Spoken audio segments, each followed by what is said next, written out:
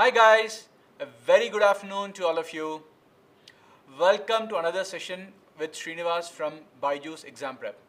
So friends, in this session, I'm going to talk about the importance of graduation and stream of graduation as far as your MBA is concerned.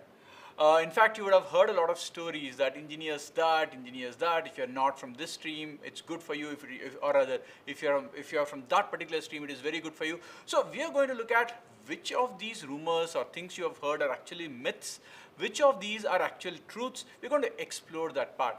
Apart from that, I'm going to spend a little bit of time trying to explain to you what are the types of MBA programs that are there in India and abroad, who should consider what type of program, how should you decide what program is suitable for you. So that's basically going to be the session about today.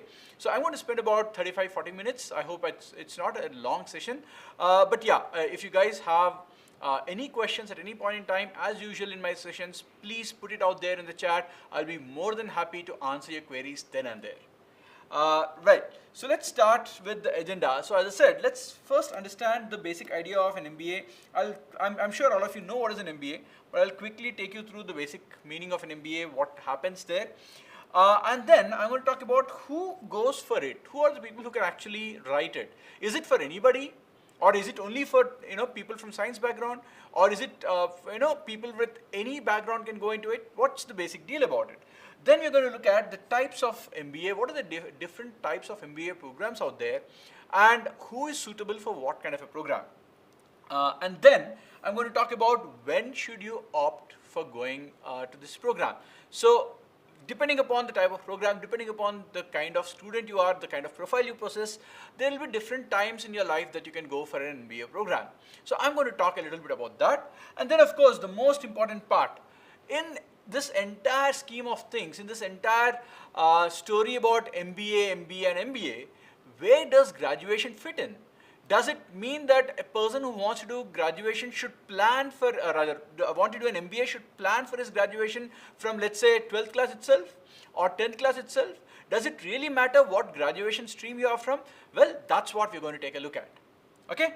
And of course, finally, I'm going to cap it off by talking about the top MBA entrance exams, very briefly giving you a few names, the ones that matter, and what time in the year are these exams conducted. So that's basically what I have.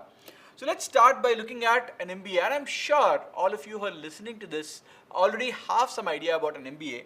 An MBA is basically a master's degree. It's a degree post your graduation. So you spend 3 to 4 years after your 12th class in your graduation, you get a degree, a graduation degree. It could be a commerce degree, it could be a bachelor's degree in engineering, it could be a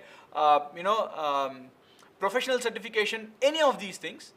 But once that is done, you will be going for this post-graduation degree. So one of the basic requirements for an MBA is you should have a graduation degree for sure. Now, none of the colleges say that this graduation is not allowed.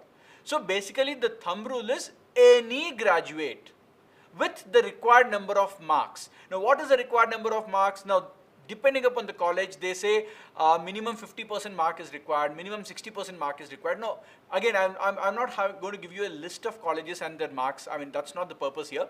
But yes, typically if you have a 60% graduation score, I think you're safe enough, because most of the colleges put the requirement at 60% for your general category and 50% for your NC-OBC. And then if you go to SC-ST, it will be a bit more lower. Okay, so that's the basic idea. So it does not matter which graduation you are from as far as the eligibility criteria is concerned to apply and write your CAT exam. However, that does not mean that everybody says that all graduation streams are equal. So we will get to that part of the story too, where you will see that to quote from the Animal Farm, I don't know how many of you have read it, all graduations are equal, some graduation degrees are more equal than the others. So that's what it goes. So we're going to take a look at what are these graduation streams which are given slightly an edge over the others, and what do you need to do if you are not from these graduation streams which are actually being given some kind of a benefit. So we're going to look at that story also. Hi Ravi, hi SG, good afternoon. Anyway, so what do you learn in an MBA? Effectively, you're going to learn how to run a business.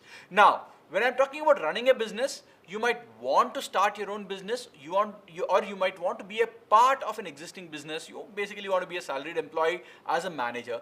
Either way, you will be taught the basic ideas about running a business. So you're going to talk about, okay, at the end of the day, what is business? Business is you giving something in return for money. That something could be a tangible product like a car or a soap or whatever else it is, and or it could also be an intangible like a service, like a software. Software cannot be touched, but it's a service, or hospitality, any of these things, right? So you're talking about intangible services versus, as well as tangible products. Any of these, how do you make sure that a business can be formed out of these? So that's the basic idea, and it takes a good amount of time for you to learn this. So normally the MBA degree, you go on for about 2 years in the campus. A full-time MBA degree will take up to 2 years in the campus residential program. Almost all the top colleges offer this residential program, right? So the full form, of course, is Master of Business Administration. I'm sure you guys know this. Okay, why do you do an MBA? And now there are multiple reasons why you can do an MBA. First thing is, one of the logical reasons is it is sector independent. What do you mean by sector independent? Well, if you notice, recently there has been a downturn because of COVID.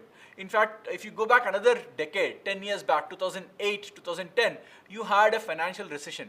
So now the thing is, if you are, in fact, in between in 2016, 17 also, or probably just before that, not 16, 17, sorry, 2012 and 13, just before the BJP government came in, that's how I remember it, there was a problem in the automobile sector also. The sales were slumping. So if I remember all of these correctly, so now the reason I'm talking about sector independent is, irrespective of which business, or rather which sector you're currently working in as an MBA. You could be working in, let's say, the sales department of a credit card company, or you could be working in the operations department of a manufacturing company.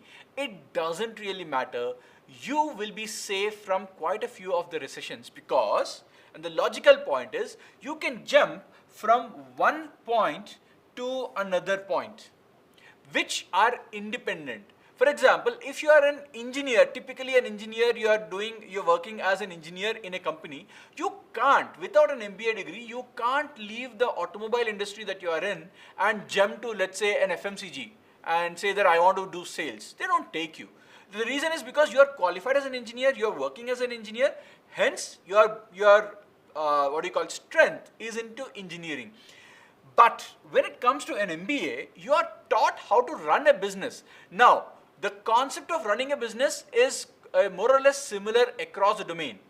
Only thing is, now instead of selling credit cards, you will now be selling, let's say, a car. So the point of selling, the way to sell probably might change, but the underlying concept will remain the same. Similarly, if you've learned about, let's say, operations in different companies, the nitty-gritties might be different, but the basic structure might be the same. So the whole idea here is, you can jump from sector to sector, which otherwise a specialized course like a master in sciences in some kind of a single stream domain will not help you do that. Right? So that's one of the reasons why people get into this MBA. Of course, financially rewarding. You earn a lot of money as an MBA from one of these good colleges. I'm going to talk about what are these good colleges too. But yes, there's no doubt that a student with a 2-year program on his CV from a good college will command a very, very respectable salary in the industry. And of course, fast track a career. Usually people get promoted quite fast with an MBA degree. Again, it's not just a degree, guys. Please understand, there's nothing which is purely based on degree. Degree gives you an entry point. After that, you have to work. But usually it's like, you survived the 2 years of an MBA. That itself is good enough to say that you can progress further in your life. And of course, the personal satisfaction. In fact, there is one point which I did not mention here. One of the most common reasons I see my students going for an MBA is that they are frustrated with their existing job. Okay, so it's like, I want to do anything else except this job. So that's the state that they come in 2 or 3 years. They see that they're hitting a stagnation in their life in terms of professional career.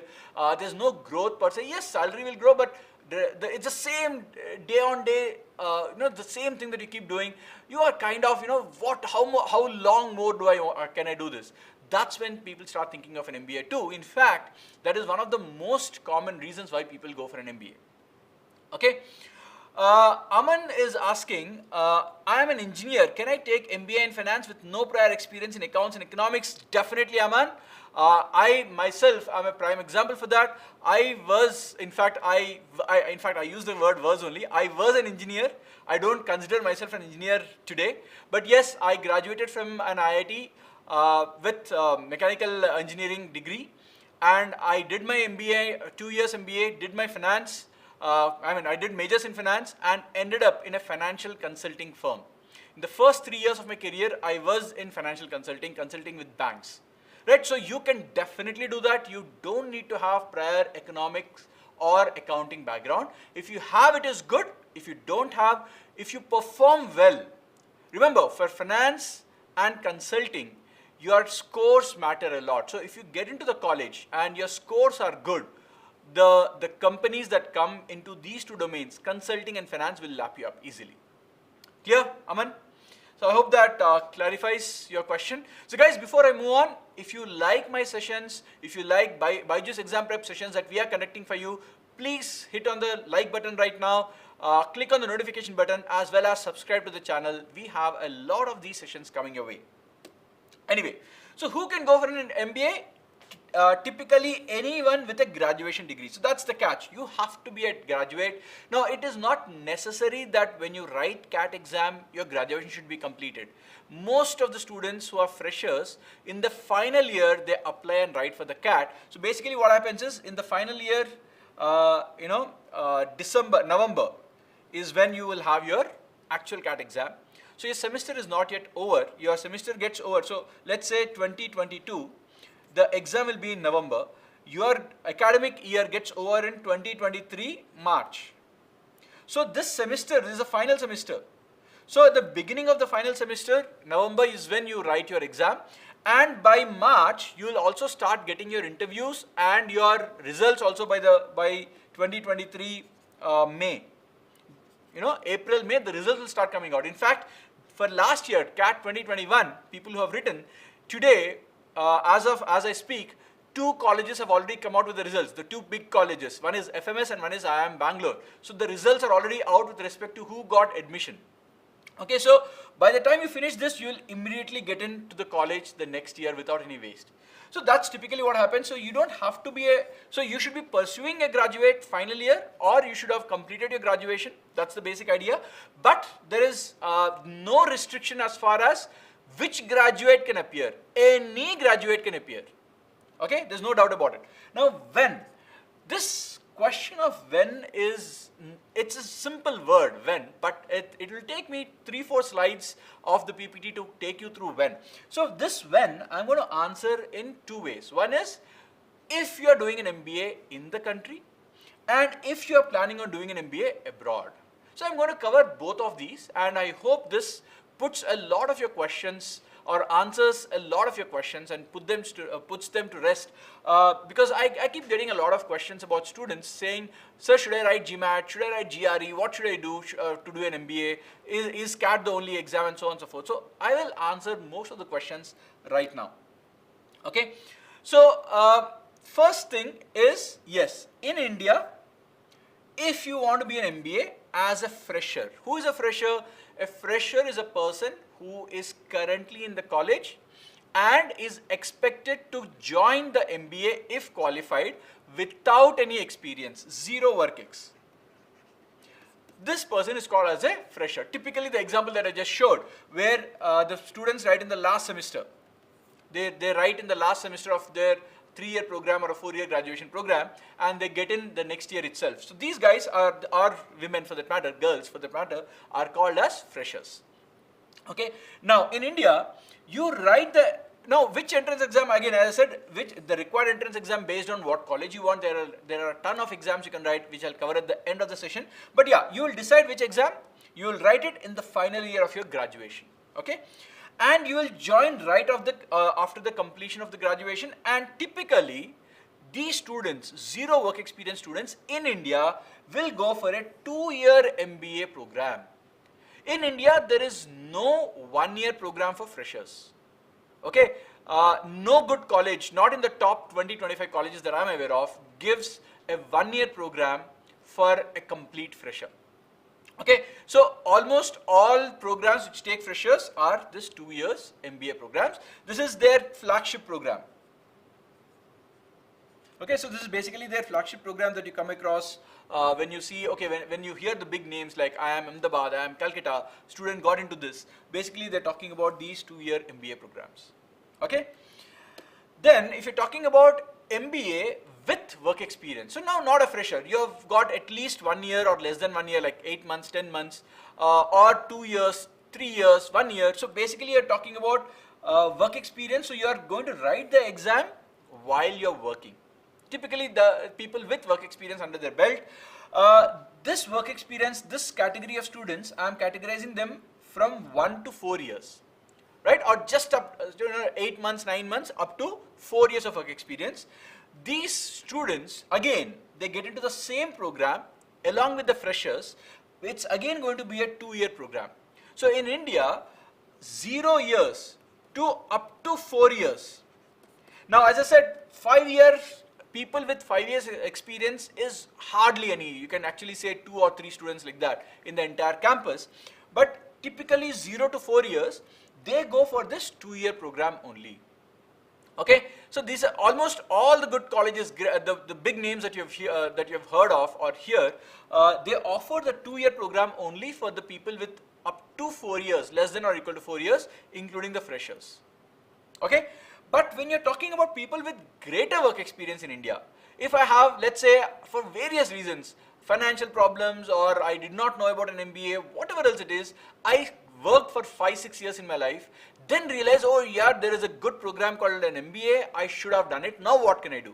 So those people who did not do their 2-year MBA when they had the chance of up to 4 years of work experience, after 5+ years onwards, as I said, they barely, 5+ year guys will barely get into the 2-year program. This is more or less ruled out for them. So in India, all these students go into something called as a PGP-EX, that is executive program. So in India, for people, so these are called as significant work experience guys. 5 years is not a small time.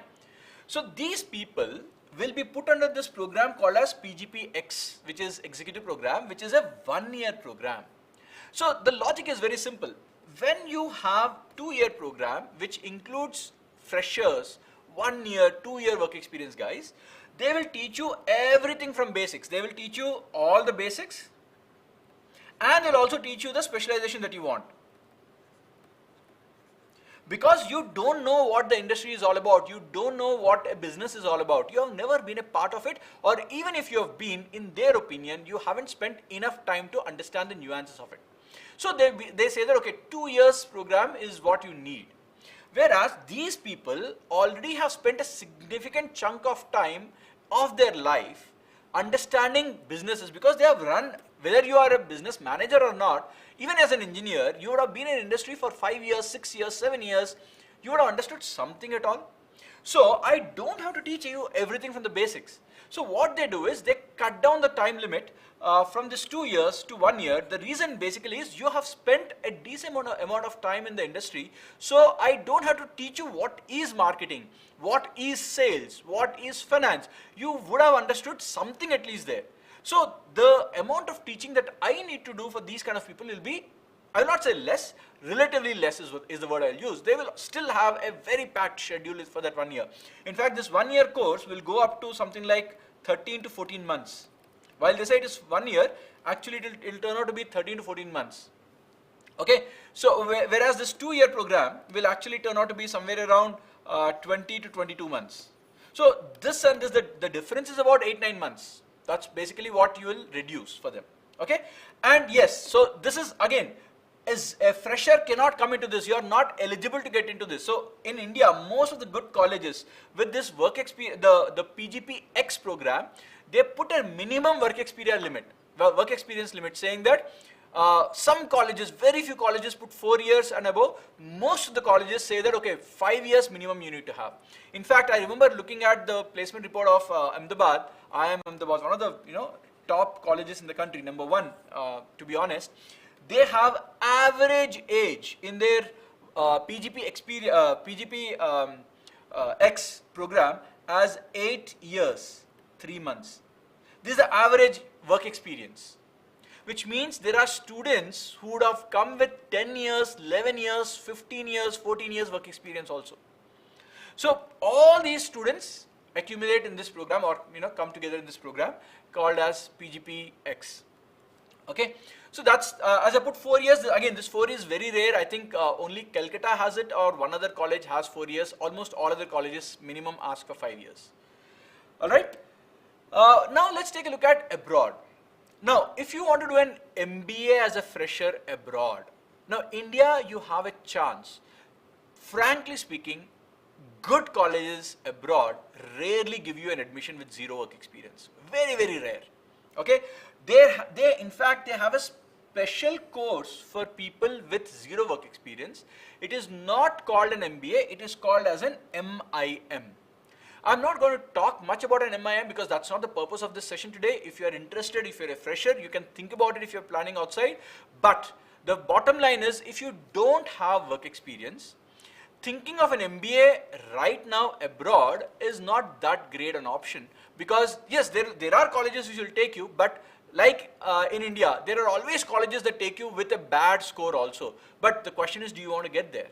All the good colleges will require some good score in India in any of the good exams. Similarly, abroad, people will require 2 years or 3 years of work experience for you to get into some of the great colleges. Yes, exceptional cases get in with 0 work experience, but again, as I said, exceptional cases. In India, it is not like that. In fact, if you look at in India, 20 to 25% of the people are freshers in the good colleges. 25, in fact, the good colleges will have 20-25% freshers. If you go to the rank 25, 27 and 30 onwards, you will probably have 35 to 40% of the batch as freshers.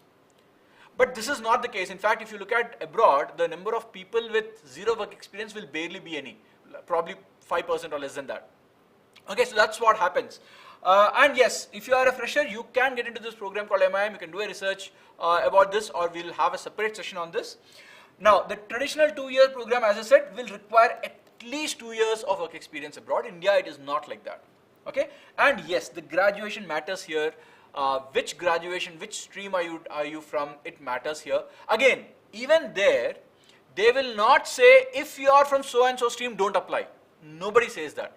I'll explain to you how the graduation does matter, whether it's an Indian college or a college abroad. What will they look at in the graduation? While they will never say don't apply to me based on your graduation, they will kind of try to ensure that all types of people apply to them. I'll explain to you how they do that. Okay. Now, coming to this most important question, does graduation matter? Yes and also no. So you see this most often in my questions. I always put a yes and a no, because there's nothing which is purely white or black in this world. Like in this kind of question also, it's always kind of gray. I'll explain to you why something is gray, why something is white, not black, or not black and white, and something like that. So yes, the yes part is because some colleges give academic diversity weightage. Let me get to you or explain to you what that means in a while. And so what is this academic diversity all about? Some colleges, I can name a few, like Lucknow, for example. Just because you are from so and so background in terms of graduation, they'll give you some free marks. It's as simple as that. It is not even dependent on how much did you score there. For example, if I remember it, in their admission criteria last year, they very clearly mentioned that they mentioned, like, if you are from A, B, C, D, I think they put 3 or 4 categories. If you are from any of these 4 categories, you will get 5 extra marks. All other categories you'll get 0. This A, B, C, D, if I remember, was medicine. If you are from commerce, if you are from law, some 4 or 5 categories they've mentioned. All others basically means you are from the, of course, arts, something like this. All others basically, typically they're targeting engineers, saying that if you're an engineer, you'll get no extra marks. Now, does it mean that they don't want engineers? No, that's not what they're saying. Effectively, what the reason you need to understand why they're doing it, and it's not just Lucknow, a lot of colleges do it, all the big names, they do it. The reason is, guys, traditionally, tons and tons of engineers used to apply to these colleges. Now, MBA is understanding, learning from your books, from your faculty, that is your professors, but more importantly, from your friends, from your peers. Now, what happens when all of you are engineers, linear thinkers, everybody thinking the same way? While I can teach you as a faculty whatever I can, or the books can teach you, there is absolutely no learning that will happen among all the engineers, all of them thinking in the same way. I need somebody from, let's say, the arts background. I need somebody from the sciences background, commerce background, medical background, law profession. I need different points of view. That's how my batch will be rich in terms of experience, and the learning will be better. To do that, they encourage, they give this extra marks. It's kind of an encouragement saying that, look guys, please apply to me. And they say 0 here does not mean that engineers don't apply. Basically saying that, look, I will give extra preference to the others because I need them. You guys are anyway coming to me. You guys, if I want 10 people, some 10,000 people will apply to me. Right? That's how it is. So they are trying to encourage the others, and that's the reason why you get this extra marks. I'll get a bit more detailed discussion to this a little bit later. Now, I also say no. Why do I say no? Because again, it is not all colleges that do it. Some colleges don't bother about it. In fact, some colleges, when you're talking about interview calls, so I'm sure you guys know, MBA has 2 parts in their process. One is the colleges will have an entrance exam, CAT score. Based on that, you will get a call. So stage 1, the first stage is writing the exam. Stage 2 is basically getting the interview call. Interview plus WAT or GD. So stage 1 is if you write the exam, based on the exam and other criteria, they will call you for an interview. And second stage is, you go to the interview, you give the interview. If it is being done correctly, perfectly, you will get a final convert. You will be getting an offer letter from them saying that, look, we have selected you for a 2-year program. So now when it comes to this process, some colleges do consider this, that's why there is, some colleges don't consider this at all. Okay. So now, does graduation matter? Again, continuing the discussion, colleges that consider, when I say colleges don't consider, there's nothing much to discuss. They just don't consider, that's over. Which means only the entrance exam matters to them. When it comes to the colleges that do look, or they do consider, now there are 2 things they will look at it. Okay, I have few questions coming in. Nikunj, definitely you can get into a very good MBA college because there are enough colleges, just like graduation. When I explained just now, some colleges consider graduation, some colleges do not consider graduation at all. For example, IIM Calcutta does not look at graduation score. It looks at 10th and 12th score, if I remember correctly. It does not look at graduation score at all. Okay. Abhiram, what is your question? You are an English graduate. Does doing MBA, after that something has to be there, my friend? What's the question? Akshay is saying, I completed my BSc Agriculture this year. Not this year, Akshay, it should be this year. Can you suggest a good college for MBA program? Akshay, for agriculture, if you're interested in this domain, there are 2 wonderful colleges. One is the ABM program in your IIM Lucknow, and there is a similar program in IIM Ahmedabad. Both are rated very well. Of course, then you have Nirma University and a lot of other rural management programs, but the top 2 that comes to my mind are basically your IIM Lucknow program and IIM Ahmedabad. These 2 have a specialized program for people with your kind of a background, and they would love to have people like you in their college with really good opportunities. Okay. Anyway, so what do these colleges look at when I say does graduation matter? Yes, there are few colleges that say the graduation matter. So what do they look at it? They look at 2 things. One is academic diversity. Now, academic diversity, it happens in 3 ways, or there are 3 ways in which they consider this academic diversity. The first is, as I mentioned, the example of IIM Lucknow, just because you are from so and so background, you will get some free marks straight away. Okay. Which means if you get 5 marks because of your graduation. So let's say you are a commerce student. Because you are a commerce student, you got 5 marks. An engineer, therefore, will get 0 here, which means you are already 5 marks ahead of the engineer. Now, if an engineer gets a 99 percentile, because of this advantage that you have, it is as good as you getting probably something like a 98 percentile. So this one, you might wonder, what is this only 1% difference? Actually, that's great. If those of you who understand percentile, you realize that 1 percentile matters a lot. You would be getting the same final score as a student from engineering background at a 99% level, even as a commerce at a 98 or sometimes even at a 97. You will be at par with him. So that is the advantage of this extra 5 marks. Okay, so that is called as direct marks given because of your academic diversity. The second way in which some of them look at, now again as I said, different colleges look at it in different ways.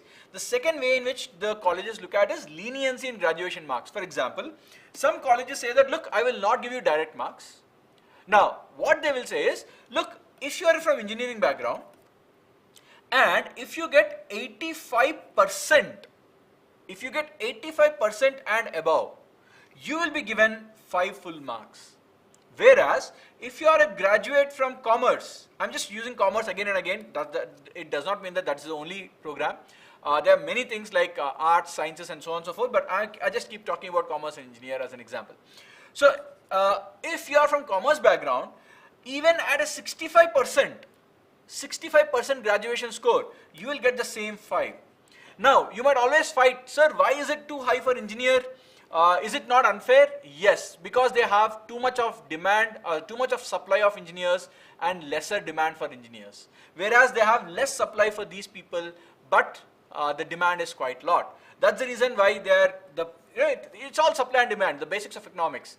When the demand is high, your price will increase. Here, price increasing means the percentage requirement will go up. It's the reverse. Your supply is very high means the price will decrease. The price decreases means you have to put in more effort. More effort means more percentage in your graduation.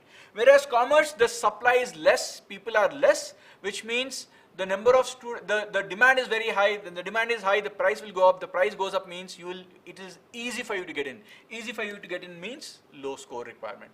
So some colleges, they don't give you direct marks, but in a way, they are putting this commerce requirement or your graduation background into play by giving lesser requirement to get the same 5 marks extra. Okay, so this is what happens. This is the second way in which they can deal with it. Then the third way in which this happens is selection of toppers. So some colleges, typically IIM Ahmedabad and Bangalore, these kind of colleges do this. What they say is, look, irrespective of how many engineers write, irrespective of how many commerce or how many art students write, I have a fixed quota. They go by the quota system. It's very simple. They say that I will give interview calls only to 100 students of engineering, 100 students from so and so domain, 100 students from so and so domain. So because there are so many engineers writing, you have to be in the top 100 or 150 to get a call. That is the reason why not many people get into Ahmedabad from the engineering background. But if you are from, let's say, a science background or a law background, you have done your 5 years law, you have practiced law for 1 or 2 years, and then you want to switch into management side. Well, you'll be really appreciated. So how do they show that appreciation to you? They say that, look, I will consider the top 100 students from your domain separately. I will not club you with the engineers. Which means the domain in which you are from, the top 100 is what you need to focus. You don't have to you don't have to fight with everybody else. You just have to worry about your domain. Are you in the top in your domain? So that's another way in which people try to give some importance or weightage for this so-called graduation. And of course, some people or some colleges say that, look, all this doesn't matter. Straight away, I will look at the score in graduation. So yes, graduation here, when you're looking at direct score in graduation, usually when they say, okay, I look at the direct score, some colleges again, they follow this leniency, as I said. If you are from so and so background, less score is also fine. If you are from this background, you need to have a higher score, otherwise you'll not qualify. But when it comes to some colleges, they just say that, okay, it doesn't matter which graduation, I will put all of you at the same level and look at the graduation score. Very few colleges do this. Not many in my memory who does this blanket. Because guys, remember, getting a 90% in engineering is actually easier compared to, let's say, West Bengal University getting a 70% or a 75% in your commerce graduation. It's not that easy at all. So I can't compare. Even the topper probably will be a 80-85% in commerce there, whereas an engineering topper will be a 9.8 or a 98% or a 97%, just because that's how the grading systems are. So I can't say that this engineer is better than that commerce. So that's the reason why direct score admission or direct score calculation, not many colleges in my opinion do that. In fact, I can't even remember colleges that do this directly in the top 20 for sure. Okay, so but yes, the graduation does matter. At the end of the day, you will have some leniency either in score or some extra marks directly based on your background. All of this matters. Okay, now this is another thing, professional course or certification. Now, people who have done their CA, Chartered Accountancy, are practicing CAs, have finished their cost accountancy, or have the certification of a company secretary, they get additional weightage again compared to people who don't have it. These are the certification courses which will actually matter. When I say certification, don't think of all the other certification courses, they don't matter. These are the primary three things that matters. I don't think there's any other certification course which really matters in this criteria of getting score or getting those extra marks, right? So usually people who are from this, they will definitely get that extra 5% marks compared to a traditional engineer. Obviously, for all the engineers out there, I don't know how many of you are engineers listening to me, as far as graduation related score is concerned, because of your engineering, the thing called as diversity, if at all a college talks about academic diversity, unfortunately your score is 0 there. Unfortunately your score is 0. Now, does it mean that the engineer should give up? Does it mean is the entire game, the structure, the rules have been put up against you? Is that the truth? Let's take a look at what is happening in the top colleges. Guys, these are the percentage of engineers in the 2022 batch, the batch which is going to come out this year or already have come out this year. This is the approximate figures. IIM Ahmedabad, despite all that I've mentioned, they still have 74% of the batch as engineers. IIM Bangalore has 85% of the batch as engineers. Calcutta, 75%. So I have taken the top 3 IIMs just as an example. I have taken few private colleges also. XLRI, 83% of the batch. In fact, if you notice, none of these have less than 60 to 70% as engineers. So, despite all the things that they have done to encourage non-engineers to come in, at the end of the day, if you look at the data that is present over here, you will realize that it is the engineers who are ultimately getting in. So I have 2 messages, one for engineers first. Guys, yes, you will not get the free marks, but despite not getting the free marks, enough and more of you are getting in there. So do not be dejected about it. Unnecessarily don't worry saying that you are an engineer, what can I do? Or my graduation score is bad, what can I do?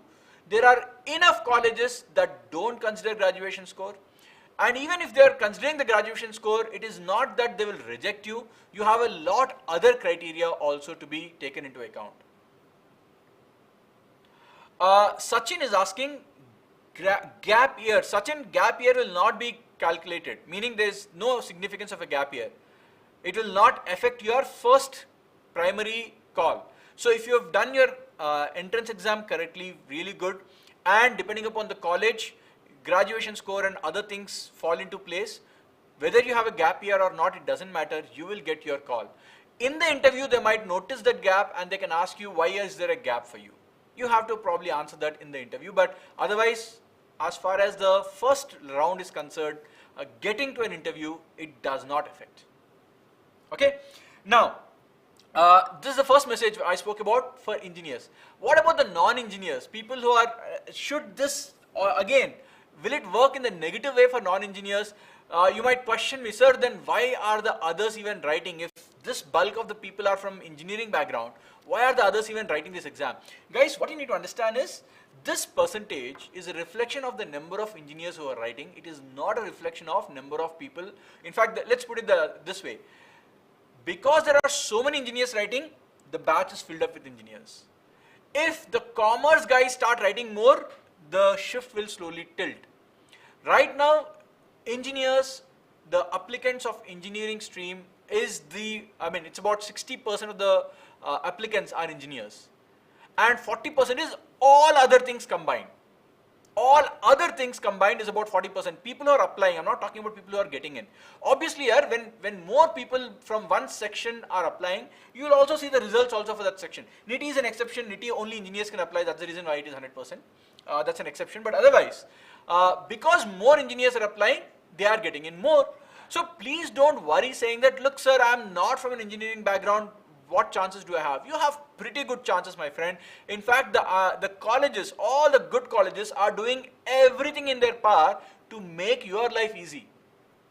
So if you are not from this engineering background, yes, you will get some freebies from them.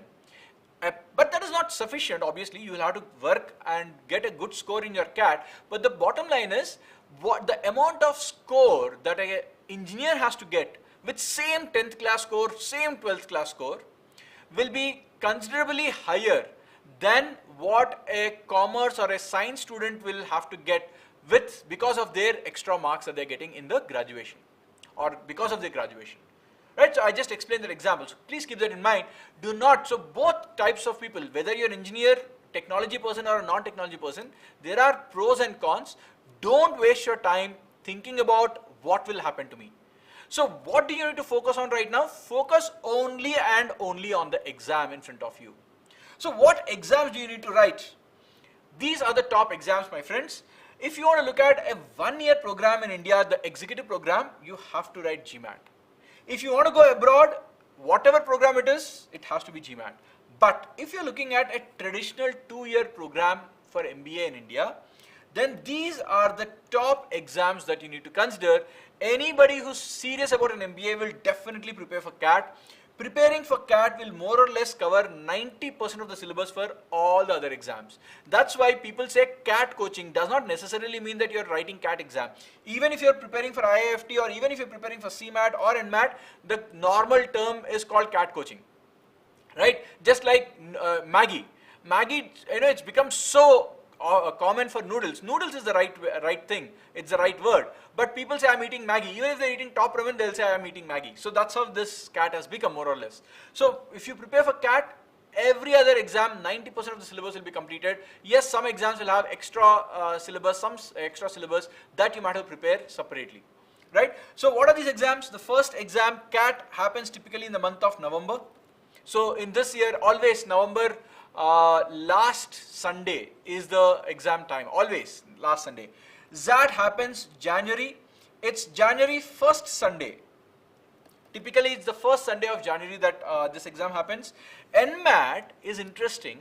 NMAT happens over 3 months and it happens daily for 3 months. It starts from October and goes on till November. Goes on till December.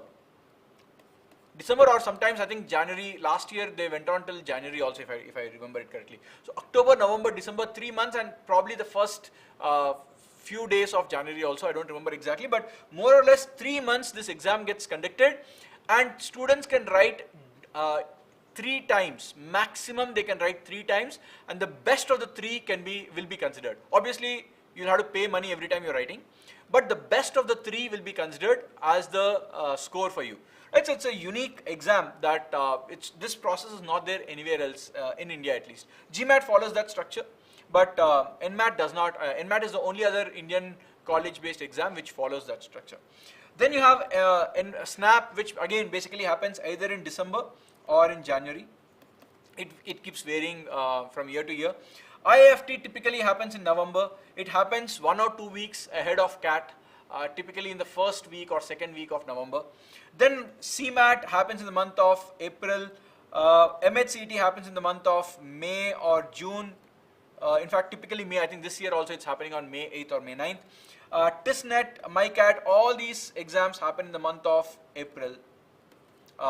In fact, TISNET I believe is happening in the month of April. I'm not sure. I don't remember the date for this year. So these are the various exams that students should target if you're serious about CAT. And again, this is not exhaustive. These are the most famous Indian exams. Okay.